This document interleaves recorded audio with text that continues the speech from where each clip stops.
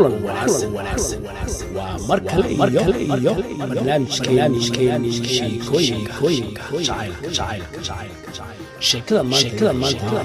sheeko aad u xiiso badan oo muddo dheer sheekada magaceeda waxaa la xishoodka hablaha iyo xanuunka jacaylka sheekada waxa qoray Cabdiraxmaan Maxamed Guul waa mar kaleeto iyo sheekadeenii xiisaha badnayd ee xishoodka hablaha iyo xanuunka jacaylka oo qaybteedii tobnaad ay noo marisay Salma iyo Subeer oo weli jooga hudheelkii ay ka wada casheeyeen isna xog waraysanaya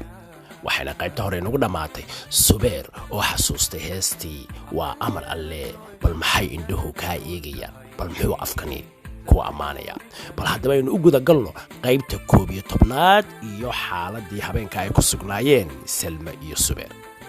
markii uu Subeer dhameeyay heestaas uu midhaheega tirinayay ayaa wuxuu yiri Salma hayla yaabin hana odhanin malaha odaygii Subeer wuu soo laba kacleeyay ma jecli ama maan rabin in aan dib ku xasuusiyo meelo iyo nabraan ogahay in ay ku damqanayaan balse waxa keenay hadalkan iyo in kale oo badanba xaaladda aynu hadda ku sugannahay oo ah mid haddii abwaanadu ama hal abuuradu ay heli lahaayeen u noqon lahayd sheekooyinka sida aadka ah loo xiiseeyo Salma ayaa hadalkii qaadatay kadibna tiri Subeerow ma ogtahay in aanu uurku xijin karin wixii afku uu rabo ee ay ka soo farabaxsadaan waayo anigu og in aan ahay uuri la qabo haddana waxaan ogahay in waayaheeni jacayl ahaa mid xaqiiqa oo aan la dafiri karin sidoo kalena ma aha wax inaga inagu xidhan ama aynu hadda ka talin karayno waayo haddaynu tashan karayno hore ayaynu u tashan lahayn taladuna waa ta Ilaahay inkasta oo aanan anigu wax badan odhan karin oo aan ahay qof dambiile ah haddana waxaan la dafiri karin jiritaanka shayga jacaylka ah oo ah mid asalkiisu yahay xaqiiq walaal ma iloobi doono ilmadii iga daadin jirtay iyo indhahaygii ooyi jiray haddana ku farxi jiray markastoo aynu kulanno ma aha wax si dhib yar uga bixi kara qalbigayga erayadii aan beenta ahayn ee aynu rabnay in aynu ku dhisano guri xalaala waxaad kaga duwan tahay wiilasha da'daada ah ayaa ahayd adiga oo mar walba ku dadaalayay ama u hawlgeliyay sidaad u dhisan lahayd reer ku dhisan run qofka kula abuurayaana yahay mid kula dheeli tiri kara ama kula qabyo tiri kara guriga aad yegleelisid walaal waxay inta badan guryuhu ku burburaan dad kula aanay isweydiinin waan imika soo arkay waxaa ka mid ah ninka oo isku arka inuu isagu yahay qofka taladu ka go'do mar walbana gabadha ku yiraahda wixii aan ku yeedhiyo uun maqal ninka oo u arka ooridiisa qof qalaad ama qof kale oo uu ka qarsado inta ugu qiimaha badan noloshiisa isagoon ogeyn inay tahay qasnadii naftiisa waxaanu mar walba galaa qaxar u horseeda burbur aan kabasho lahayn gabadha oo ninkeeda ku dhiga adeegta iska ururisa waxbana aan u sheegin wax walbana isaga ku hadlaysa heefta hagardaamisa ka ilaalin weyda waqtiga uu shaqada ka yimaado wixii naftiisa dhibaya iyadoo la saaxiib weyda odageeda ulana faraka ciyaari weydo sida wiilkeeda tusida raxmadda faraha badan ee ooridu tusto ninkeeda wuxuu qayb ka qaataa ama ay ka mid tahay waxyaabaha ugu waaweyn ee uu reerkaasi ku sii jiri karo muddo fara badan haddaba Subeerow waqtigan aynu hadda joogno oo aynu isku raacno xog waraysi iyo bal qof waliba inuu ka waayo waramo waayihii nololeed kadib markii muddo 4 sanadood ah aynu kala maqnayn haddana waxaan dareemayaa in waxoogaa kalgacalhi igalayo taasoo ay sabab u tahay qalbigaaga nadiifta ah ee aan marnaba isbedelin ee aan dareemin wixii dhibaato soo maray walaalo way yar yihiin dadka adiga oo kala ah hadday dadku sidaada wada yihiin waxba may xumaadeen kuma faananayo Subeerow ee inta kugu dhacday haddii aniga igu dhici lahayd halkan caawa aynu fadhino weligay kulamaan fadhiisteen markaan ugu yarahayna waxaan ku kici lahaa argoosi aan kaaga argoosanayo ballanka adiga baxday iyo dhibaatada laxaadka leh ee aan ku soo gaarsiiyay adiga iyo reerkiinaba walaal waxaan ahay qof khadjilaysa waxaan ahay qof og inay dambi gashay waxaan ahay midii aamusi lahayd tii isqarin lahayd balse intaasi oo dhan waxa aan kaga badbaaday niyadaada nadiifta ah iyo waqtiga oo aniga ii heeliyay adigana ka heeliyay waxaanse hadda ogahay inaad adigu tahay qofka badiyay aniguna aan ahay qofka khasaaray ee maanta wuxuu yeelo garan la Subeer ayaa isna u hal celiyay waxaanu yiri walaal hadalkaagan dambe ayaa wuxuu yahay mid si weyn u damqay nafsadayda. waan is-ilowsiinayay, waxaan iska dhigayay qof aan dhibaato soo gaadhin. waxaan naftayda u sheegayay in aan layga guulaysan. waxaan naftayda tusayay iftiin aanan arkayn iyo hirar beena. balse habeenkan caawa waxaad mooddaa inaad soo afjartay rajadii noloshayda. waxaan uga jeedaa waan fiicnaa oo waan ladnaa oo waan bogsaday ka hor intii aynaan dib u kulmin. waxaan aad uga ladnaaday ama aanan dib ugu laabin furfuritaanka iyo dib u raacidda jidkii madoobaa ee markii hore quruxda badnaa. waxaan naftayda ku haasaawiyaa inaan anigu ahaa haliyey aan weligii dhinaciisa dhulka la dhigin. haddase salmaay waxaad naftayda u daahfurtay in aan ahaa ninka laga guulaystay, la dhibay, u bukooday dartaa, kuu boholyoobay, kuu baahday, aadse kaga dhaqaaqday garigo'an cidla ah. waan ogahay oo wakhtigu wuxuu ahaa mid aynu kala dooranay dhibaatada waalidkeenna iyo dhibkeenna. waan ogahay oo hooyo ruun maantaba cagaheeda ayay ku socotaa. aniguna maanan dhiman oo waaniga nool, laakiin wakhtiyada qaar waxaan qarka u saarnaa in aan noqdo qof waalan. salma, hawl iguma yarayn, hadalle iguma jirin. haddase waad i aragta. haa, waa runtaa oo waxa aanan garanaynin ilaa hadda talow maxay indhahaygu kaaga dhaygageen. talow muxuu uurkaygu kuu doonayaa. talow muxuu qalbigaygu kuugu oogayaa. mooyi sababtu waxay tahay bal adba. salma inta ay hoos u foorarsatay ayay tidhi, walaal taasi way iska caddahay oo waa calaamadaha lagu yaqaano dareenka wax jecel. subayr iyo salmi waxay miiska isku dhaafsadeen xog waraysi dheer iyo doodo rabitaan ka muuqdo oo googoos ah. laakiin iyaga oo weli xiisihii isku qaba oo midiba midka kale dareenkiisa iyo weedhihiisa sida laydha u cabbayo ayay saacaddu isku taagtay 11 barkii habeennimo. dabadeedna goor dambe ayay haddana saacadda isweydiiyeen. waa la eegay mise waxaabay ku sii siqaysaa 12 habeennimo. subayr intuu hareerihiisa eegay ayuu yidhi, walaalo hodheelka waynu ku raagnay, waayo waxaynu dhex fadhinay 4 saacadood oo dhowdhow. laakiin anigu waxaan moodayey in aynu wada joognay ugu badnaan 30 daqiiqo. salma inta yaro dhoola caddaysay ayay iyana tidhi, walaal aniguba kula mid baan ahayo. waxaan islahaa iminka haddii ay ugu badan tahay waa 9 fiidnimo. laakiin waan yaabay markii aan arkay halka ay saacaddu taagan tahay. halwadaynadii hodheelka laftigoodu way yaaban yihiin oo waxay hoosta ka leeyihiin talow qoladani beesha miyay u hoyanaysaa. laakiin subayr oo kor u hadlaya ayaa yidhi, walaal biilkii la kaalaya. dabadeed wiilashii shaqaalaha ahaa ayaa biilkii oo diyaar ah la soo cararay. dabadeedna salma oo casuumadda lahayd ayaa dhiibtay lacagtii. intaa kadibna way baxeen. subayr habeenkaas waxaa ka muuqatay xasilooni iyo deganaan badan. taasna waxaa laga garanayay sida degan ee uu baabuurka u waday markii ay hodheelka ka baxeen ay guryaha u sii socdeen. subayr oo isteerinka si miisaaman u haysta hareeraha ayaa milicsanayay muuqaalka salma oo fadhiday kursiga dhinaca ku haya ee shirka. subayr wuxuu salma ku dejiyey meel albaabka gurigooda u jirta dhowr tallaabo. kadibna markii ay salmi albaabka gurigooda garaacday ayuu subayr dhaqaaqay. salma waxaa albaabka ka furtay hooyadeed ruun oo ka warwarsanayd meesha ay gabadheedii ku raagtay.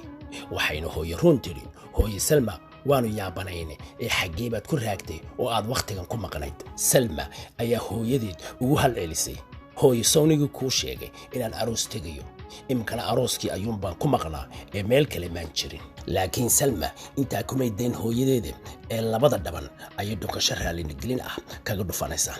dabadeedna intay xagga qolkeeda u soo daadihisay ayay inu saaco ku dhowaad ah dul joogtay oo ay cagaha u duugduugtay. hooyo ruunse waxay aad ula yaaban tahay farxadda caawa ka muuqata inanteeda salma, waayo waxay ku aragtay farxad aanay ku arag muddo sanad iyo bar ka badan. laakiin hooyo ruun waxay farxaddaa u qaadatay inay tahay mid ka dhalatay hadalkii uu la soo hadlay inaabtigeedii qabay. waxayna hooyo ruun tidhi, hooye salma ilaahow isku keendaa adiga iyo inaabtiga. ilaan haddii uu habeen walba kula soo hadlo sow sidan aad caawa oo kale u faraxsan tahay umaad faraxsanaan lahayn. intaa dabadeed salmi waxay si toos ah u gashay qolkeedii iyadoo oo shiday rikoodhkii u yaalay qolka, balse aan ogeyn wakhtigu inuu yahay wakhtigii la seexan lahaa. cabbaar ayay dhegaysanaysaa cajrado ay ku duuban yihiin heeso kala duwan oo jacayl ah. isla markaasna waxaa boggeeda saaran sawir uu leeyahay subayr oo ah kii ay wada galeen maalintii ay kala ambabaxayeen, kaas oo ahaa mid xasuus weyn qalbigeeda ku reebay. bal haddaba aynu eegno heesta goortan u socota oo ah inan yahow daraadda anfacada ma dayo oo dibnaha ma saare sida ilin u daadmaray ama ubaxa dayrayd indhaha ku doorto qalbiga dul joogta dabarkaan ka baydhiyo imikoon da'daa ahay waan ku daawanayo dadka kaa jeclaystee haydayrin wiilyow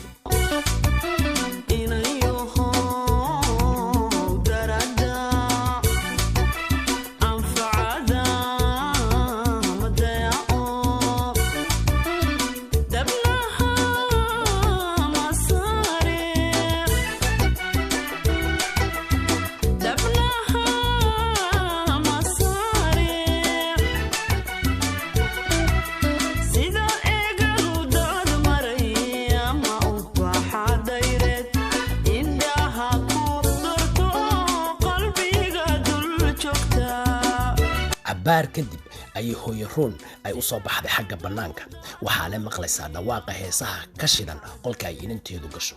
iyadoo oo yaaban si aayarna u socota ay waxay weydiisay hooyo maxaa xilligan ku soo jeediyay miyaad xanuunsanaysaa mise farxadii ayuunbaa kula fogaatay Salma ayaa hooyadeed ugu hal celisay hooyo maye xanuun ma hayo hooyo Ruun ayaa tiri ajab oo u dhaqaaqday in ay salaadeedii iska tukato laakiin markii uu waagi saani u bariyay ee dadkii oo dhami soo toostoosay ayay Salma qolkeedii dibadda uga soo baxday iyadoo ay indhuhu casaan dartii xinjir dhiig ah u eg yihiin illa waa qof xalay oo dhan soo jeeday oo aan mar kaliya ilbiriq isku siinay sidaas darteed markii ay quraacatay ayay qolkeedii dib ugu noqotay oo ay seexatay Subeer isagu dhinaciisa habeenka si degan ayuu u seexday subaxnimadiina wuu shaqo tagay oo meheradoodii ayuu kala maamulayay Subeer waxa ku taagan ballantii aabihii dhamal isku ogaayeen ee ahayd inuu si dhakhso ah gabadh u soo xusho kadibna loo dhiso laakiin waqtigan xaadirka ah Subeer jawaabtu waa ka diyaar wuxuuna doonayaa inuu aabihii u sheego inuu soo xushay Salma hase yeeshee odayga laftiisu dhinaca buu baadidoon kaga jira oo wuxuu intaa baarayaa gabadhii uu wiilkiisu guursan lahaa niyadana kuma hayo inay mar kale soo noqotay sheekadii Salma sidaas darteed isla habeenkii ay Subeer iyo Salmi fooda istareen ee uu Subeerna hoosta ka go'aansaday inay Salmi tahay gabadha uu soo xushay ayuu odaygii aabihii gabadh kala soo xulay gabadhaas oo uu dhalay nin ay odayga saaxiib yihiin waxa uu Subeer aabihii doonayaa inuu wiilkiisa ku wargeliyo inuu gabadha u soo xulay isna uu la soo sheekaysto arrin guurna uu la soo dhameeyo Subeer iyo aabihii gelinkii hore oo dhan fursad iskuma helin laakiin waxay soo raaceen xilligii qadada ee ay soo rawaxayeen dabadeedna odaygii Subeer aabihii wuxuu go'aansaday inuu fursadda ay labadoodu kaliya yihiin uu uga faa'iideysto uuna u sheego arrinka wuxuuna odaygii dhamal hadalkiisa ku bilaabay aaba Subeerow muddo badan ayay qaadatay intii aan kaa wasugayay ee aan islahaa ikhtiyaarkiisa gabadha ku soo helo ismana aanan lahayn waqtigan wiilkaagu karinamo ha ku soo gaaro ee waan ku tala galay inaad maanta ooriye ubad yeelato oo haddii eebba idmo aad barbarkayga deganaato laakiin aabo taa waad la raagtay ee balka waran haddii aad talada igu soo wareejiso oo aan anigu gabadh kuu soo xulo walow aad dhowr goor hore igu diiday hablo aan kuu soo xulay Subeer ayaa hadalkii la wareegay wuxuuna ku jawaabay aabo taasi ma xuma laakiin haddii aan awal hore baadidoonka ku raagay oo aan magaalada ka la'aa gabadhii cajabisa haddeer waan helay waxaanse u baahanahay inaad aabo muddo bil ah siiso waayo gabadha aan soo helay iyo cajabisay waxay magaalada joogtaa 4 toddobaad oo kaliya oo dibadda ayay ka timid sidaas darteed muddada bisha ah ayaan kaga boganayaa sheekadeeda ee ii ogolow aabo odaygii dhamal ee Subeer aabihii wuxuu kaga jawaabay aaba Subeerow taana waan ka aqbalay intaanad hadalkani odhan waxaan sidee arrin kale oo aan ku soo tashaday laakiin hadda waan la noqday taydii waxaase loo joogi doonaa gabadha aad ka heshay ee aad hor keeni doonto taluma mid aan dunida hore loogu aragba Subeer aad buu ugu farxay jawaabta aabihiisii iyo sida uu codsigiisii uu uga aqbalay iyadoo oo Subeer aabihii yahay oday aad u jecel wiilkiisa taasoo keentay inuu mar walba u yeelo sida uu rabo laba maalmood markii Subeer iyo Salmi ay kala maqnaayeen ayay maalintii saddexaad Salmi telefoon soo dirtay Subeer waxayna ku wargelisay inay heshay warqadii furniinka oo uu mursal soo diray gacanteedana ay soo gashay warqadii ay muddada dheer ku taamisay Subeer aad buu ugu farxay warka kadibna wuxuu Salma uga waramay sheekadii dhex martay isaga iyo aabihii dhamal wuxuuna yidhi salmaay walaal odayga aabbahay waxaanu ka wada hadalnay arrinta guurkayga ku saabsan taas oo odaygu igu yidhi muddo dheer baan kaa warsugayay ee bal ka warran haddii aan anigu gabadh kuu soo xulo laakiin waxaan u sheegay inaan gabadh soo arkooday balse aan u baahanahay muddo bil ah in layga warsugo taasoo aan odayga ka codsaday inuu bishaa iga aqbalo taasna odayga aabbahay wuu iga yeelay markii uu Sabeer gabadhii Salma uga warramay sheekadii dhex martay isagiyo aabihii taasoo ay Salmina dhinaceeda si fiican u fahantay ayaa la go'aansaday in la qabsado amin iyo goob arrinta lagu gorfeeyo waxayna isla qaateen in laba habeen kadib la isu yimaado goobta ballantana waxa laga dhigtay isla hoteelkii habeenkii hore lagu kulmay iyadoo uu Sabeer ku tiraabay inuu casuumadda maanta isagu qabo halkii ay habeenkii hore casuumadda ay Salmi lahayd dabadeedna waxa hadalkii lagu soo gabagabeeyay waa inoo hoteelkii iyo amintii habeenkii hore oo kale Salma ilaa hadda aabaheed iyo hooyadeed umay sheegin inay mursal kala dhaqaaqeen oo warqadeedii iyo meherkeediiba uu u soo diray laakiin hadda ayay go'aansatay inay u sheegto wayna ku dhaqaaqday oo waxay isla markiiba la kulantay labadeedii waalid Salma waxay labadeeda waalid ugu timid iyagoo wada jooga barxadda hore ee daaradda gurigooda halkaas oo ay iskaga sheekaysanayeen labada waalid Xaaji Abtidoon iyo Run oo ah Salma labadeeda waalid waa laba qof oo aad isu jecel sidaas darteed markaad aragto waxaad moodaysaa inay yihiin laba qof oo imika is aroosay Xaaji Abtidoon iyo Run marka aad eegto dhaqankooda muhibbada iyo rabitaanku hareeyay marka aad eegto kaftanka iyo sheekooyinka xiisaha leh ee ay isdhaafsanayaan marka aad eegto dareenka farxadeed iyo booriyowga aan xadka lahayn ee ay isu hayaan iyo guud ahaanba markaad eegto sida ay isugu muraaqoonayaan ma moodisid inay yihiin laba qof oo isqabi 25 sannadood iyo in ka badan waxaad se moodaa inay ku jiraan toddobaadkii u horreeyay ee aqalgalkooda inkastoo ay Xaaji Abtidoon iyo Run weligoodba ahaayeen dad aad isu jecel oo aanay noloshooda marnaba dhex marin isqabad iyo calool xumo haddana tan iyo intii ay Run ka soo noqotay Jarmalka waxa muhibbadoodii degal fadhiga ahayd sii buunbuunisay yididiilo hor leh oo haraysay dareenka Xaaji Abtidoon taas oo ka dhalatay caafimaad qabka ay la soo guriyeen noqotay Run waayo Xaaji Abtidoon markii uu arkay islaantiisii Run oo lugaheedu ku tallaabsanaysa caafimaadkeeduna taam yahay waxay taasi ku noqotay farxad lama filaan ah iyo nasiib wanaag aanu hore u arag iyadoo Xaaji Abtidoon maalintaa uu ka caafimaaday yididiilo xumo iyo culays nololeed oo uu ku sugnaa in ku dhow 17 sannadood oo uu la baaxaadegayay marwadiisa Run oo 7 sannadood kadib aqalgalkoodii uu haleelay xanuun laxaadka ka fadhiisiyay hase yeeshee Xaaji Abtidoon wuxuu duruufaha adag ee 17 sannadood haystay uu kaga soo gudbay samir iyo dulqaad wuxuuna markuu Ilaahay ka dulqaaday culayskii haystay uu tukaday salaatul shukri Run ma aha qof garashaleedata oo meel dhow wax ka eegta sidaas darteed si fiican ayay u ogtahay dhibaatadii uu odageedu la soo maray iyo sidii yaabka lahayd ee uu la soo kifaaxay uguna samray waayiha adkaa ee uu kala kulmay xanuunkeedii isla markaana Run waajibka dumarnimo ee uu odageedu mar walba ku leeyahay kasoko waxay si fiican isu tustay abaalka dheeraadka ee uu odageedu ku leeyahay taas oo ay nolosheeda ku qancisay inaanu ahayn kulliba wax ay nolosheeda gudi karto sidii uu la dhaqmay ayaamihii xanuunkeeda laakiin waxay go'aansatay inay habeen iyo maalinba qalbiga ku hayso abeelka uu ku leeyahay odageeda sidaas darteed Run waxay nafteeda u sheegtay oo meel iska dhigtay inay goor walba la taagnaato raaligelin dheeraad ah iyo fadhiga oo ay ugu shaqayso wanaagna ay odageeda har iyo habeen ku soorto Salma waxay soo dul istaagtay labadeedii waalid oo ay u socoto sheeko xiiso leh aadna isugu mashquulsan oo aan cid kaleba u baahnayn laakiin Salma si ay u dhex gasho dareenka labadeeda waalid waxay ku dhex darsatay ereyo yar oo kaftan ah oo ay ka mid yihiin aabbo iyo hooyo miyadii ilowdeen inaad keligay dhasheen ilaa saaka mar qura iimeedaan yeerinay malaha waad iska kaynacdeenba Run iyo Xaaji Abtidoon ayaa mar qura ku wada dhawaaqay alla sidee baanu ku nuci karnaa miyaanad beerkayga ahayn waxa ubad carrada buuxiyay keliya ayaanu dhalnay oo Ilaahayna siiyay ma wax la naco ayaa tahay isla markaana wax inoo dambayn doona mooyi laakiin ilaa hadda nagama aad galabsan xumaan iyo nacayb toona midna ta kale annaga oo ku xamdi naqayna Ilaahay nakaasiye haddana miyaanu ognahay inaanu ubad kale dhali doono sow iminka keligaa ma haysanno wax ubad ah sidee baan ku ilownaa ama ku nacnaa inantayadii Salma intay qosashay ayay labadeedii waalid ugu halcelisay aabba iyo hooyo waan iska kaftamayay waan ogahay inaad keligay dhasheen oo aydaan horena ii ilaawin haddana ii ilaawin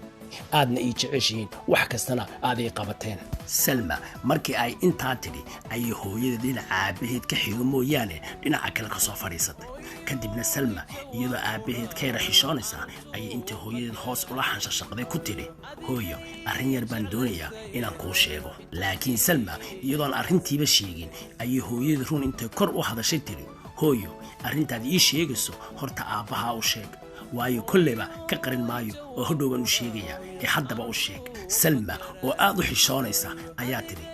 hooyo maxaad ii khashiftay haddii aan kula faqay oo aan hoos wax kuugu sheegay hooyo run ayaa haddana tiri hooyo aniga iyo aabaha inta yar ee dumarnimada mooyaane isku mid baanu nahay waxaad keligii ii sheegi lahayd noo wada sheeg oo aabaha waxbaha ka qarsan ilaa midigtaadii iyo bidixdaadii ayaanu nahay mar haddii uu faqi fashilmay gabadhii Salmi laga maarmaan bay ku tahay in arrinta ay sheegto iyadoo ay aabaheed iyo hooyadeedba dhageysanayaan sidaas darteed Salma iyada oo ay odaygii iyo islaantiiba si fiican u dhageysanayaan ayay sheekadii bilowday waxaanay tiri aabo iyo hooyo haddii aan idiin sheego arrinta aan idiinla socdo ee aan doonayo inaan idiin sheego waxay tahay aniga iyo inaabtigay Mursal waxaanu isla gaarnay inaanu kala tagno oo aanu isfurno sidaas darteed 2 maalmood ka hor ayuu ii soo diray warqadaydii iyo lacagtii meherka oo wada socda oo aan soo qaatay marka aabba iyo hooyo sidaa u ogaada inaanu aniga iyo Mursal nahay oo kaliya idmaabti ee ay meesha ka baxday isqabidday hooyadeed iyo aabaheed ayaa mar kaliya ku kulmiyay kelmadda ah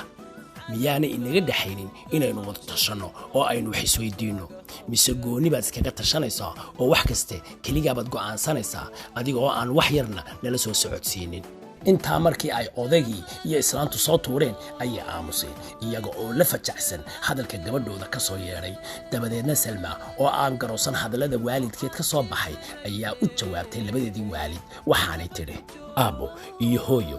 anigu haddii aan taladayda raacayo oo aan waxba idin weydiinaynin maanta kamaynu wada hadalleen Mursal iyo qadiyadana dhextaan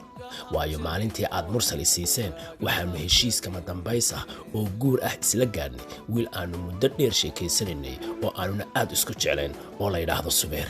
laakiin taladii aad iigu taliseen ayaan raacay oo aan ka hor iman kari waayay markii ay arrintaasi ila soo gudboonaatayna waxaan isu geeyay xaqa iyo jacaylka waalidkay aniga oo waliba si gaar ah u tixgelinaya duruuftii ay hooyaday waqtiga ku sugnayd iyo jacaylkii aanu qabay wiilkii aanu guurka ku heshiinay dabadeedna aniga oo raacay taladiinii waxaan duhur cad ka dhaqaaqay wiilkii aanu ahdiga iyo aaminka wada galnay waxaanan go'aansaday inaan maro halka ay waalidkay iigu taliyeen laakiin laga soo bilaabo maalinta aad Mursal siiseen waxay naftaydu ku sugnayd qulub iyo calool xumo dhibtaas oo dhanna waxaa naftayda u gaarsiinayay qiimaha ay igu fadhiyaan iyo ixtiraamka iyo xaqa culus ee ay igu leeyihiin labadayda waalid waxaana naftayda ku qanciyay ma helisid aabbe iyo hooyo laakiin waad helaysaa wiil aad guursato sidaas darteed waa inaad u go'daa dhinaca waalidka sidii ayaanan idinku go'ay oo aan taydii u tuuray tiiniina aan u raacay hase yeeshee maanta waxaan joogaa ilaahay mahadi mar haddaan ku guulaystay 2 arrimood oo ay naftaydu jeclayd kuwaas oo kala ah in aan helo hooyaday oo caafimaad qabta oo lugaheedu ku tallaabsanaysa iyo inaan helo warqadaydii iyadoo ay naftaydu ahayd mid ku dhex jirtay nolol biime iyo karaahiye ah waayo waxa aan oore u ahaa nin aanay naftaydu rabin la soco qaybta 12aad ee sheekadan xiisaha badan ee xishoodka hablaha iyo xanuunka jacaylka binaarta jahannama ka xori jahimo jibso fardowso jannadii ku noolo